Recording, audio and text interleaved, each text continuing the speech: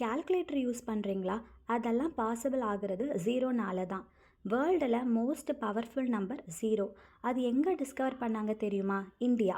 Ancient டைம்ஸில் numbers use பண்ணுவாங்க, ஆனால் ஜீரோ கான்செப்ட் இல்லை.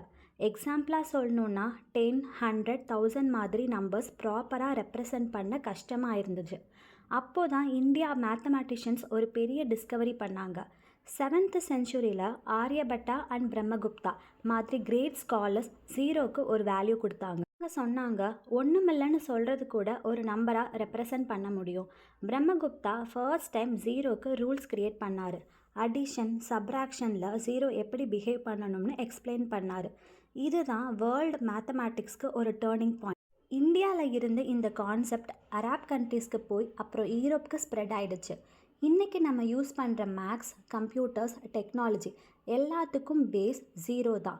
ஸோ சிம்பிளாக சொல்லணுன்னா, ஜீரோ இல்லைன்னா இன்றைக்கி நம்ம வேர்ல்டு இப்படி இருக்கவே முடியாது.